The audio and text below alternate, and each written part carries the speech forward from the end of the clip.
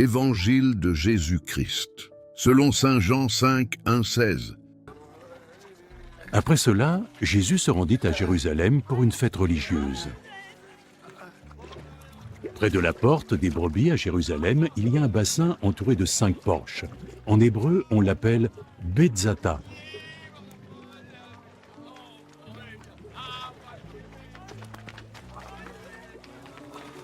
Une foule de malades était couchée sous les porches. Des aveugles, des boiteux, des paralysés.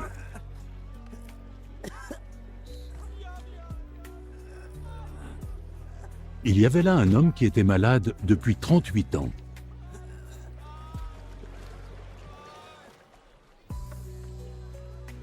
Jésus le vit couché là, et il sut que l'homme était malade depuis aussi longtemps.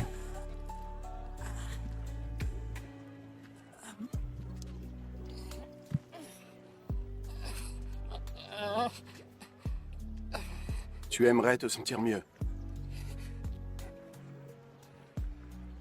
Ah, Seigneur, oui, mais je n'ai personne pour me plonger dans ce bassin au moment où l'eau bouillonne. Le temps que j'arrive au bord pour y entrer, un autre me passe devant. Oh, ah. Ah.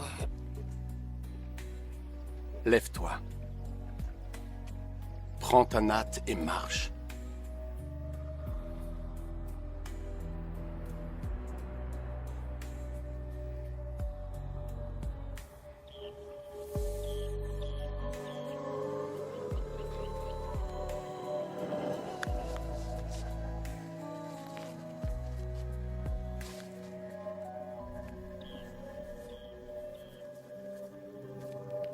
Aussitôt, l'homme fut guéri.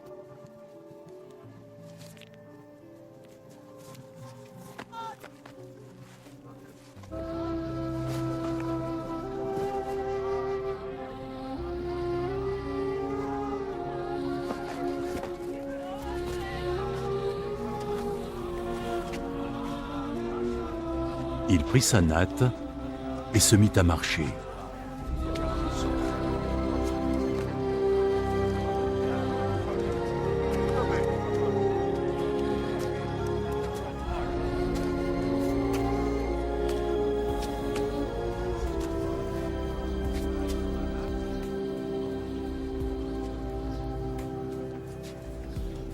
Le jour où cela arriva était un jour de sabbat. Donc les responsables juifs dirent à l'homme qui était guéri « Toi, c'est le Shabbat. Tu ne sais pas qu'il est interdit d'apporter en ces lieux sa natte. » C'est l'homme qui m'a guéri qui m'a dit de prendre ma natte et de marcher. Qui est donc cet homme qui t'a demandé de faire cela? Mais l'homme qui était guéri n'avait aucune idée de qui était Jésus. D'autant plus qu'il y avait foule à cet endroit, et Jésus s'était éclipsé. Plus tard, Jésus le retrouva au dehors du temple. Te voilà guéri maintenant. Alors ne pêche plus, ou quelque chose de pire pourrait arriver.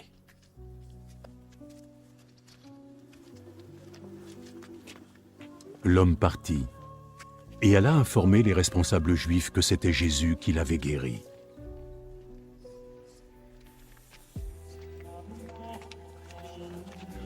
Alors, ils commencèrent à persécuter Jésus, parce qu'il avait fait sa guérison le jour du sabbat.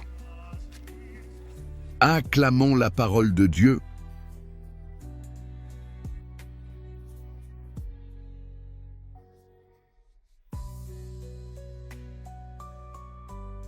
Veux-tu être guéri? Le miracle de Jésus à la piscine de Bethesda. Frères et sœurs bien-aimés, cet évangile nous conduit à Jérusalem, près de la piscine de Bethesda.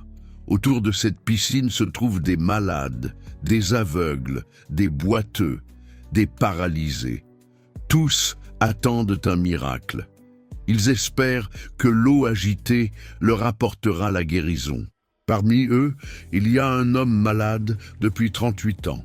38 ans de souffrance, d'attente et de découragement. Et Jésus s'approche de lui. La première chose que Jésus lui dit est surprenante. « Veux-tu être guéri ?» Jésus ne force jamais quelqu'un. Il respecte la liberté humaine. Il demande au cœur de l'homme s'il désire vraiment changer. L'homme répond avec tristesse. « Seigneur, je n'ai personne pour me plonger dans la piscine. Il est seul. Personne pour l'aider, personne pour l'accompagner. » Et c'est souvent notre situation aussi. Nous pensons que personne ne peut nous aider dans nos difficultés, nos péchés, nos blessures. Mais Jésus est là, et il lui dit simplement « Lève-toi, prends ton brancard et marche. » Et immédiatement l'homme est guéri. Ce miracle nous montre plusieurs vérités importantes. D'abord, la parole de Jésus guérit. Une seule parole du Christ peut transformer une vie. Ensuite, Jésus ne veut pas seulement guérir le corps. Il veut surtout guérir le cœur et l'âme. C'est pourquoi plus tard, Jésus lui dit dans le temple « Pêche plus, il pourrait arriver quelque chose de pire. » La pire maladie n'est pas celle du corps, mais celle de l'âme, le péché qui nous éloigne de Dieu. Enfin, cet évangile montre aussi l'aveuglement des pharisiens. Ils voient un homme guéri après 38 ans, et ils ne se réjouissent pas. Ils reprochent simplement qu'il porte son brancard le jour du sabbat. Quand le cœur est fermé, on ne voit plus les merveilles de Dieu. Comment vivre cet évangile au quotidien? Cet évangile nous donne 3 appels concrets. 1. Reconnaître nos paralysies. Nous avons tous des paralysies. La peur, la colère, le découragement, les habitudes de péché. Jésus nous pose la même question. Veux-tu être guéri? De 2. Écouter la parole de Jésus. Aujourd'hui encore, Jésus nous dit « Lève-toi, marche ». Il nous invite à avancer, dans le pardon, dans la confiance. 3. Quitter le péché. Jésus dit « Ne pêche plus ». La vraie guérison est la conversion du cœur. Les sacrements, surtout la confession, sont la piscine de Bethesda d'aujourd'hui. Prière.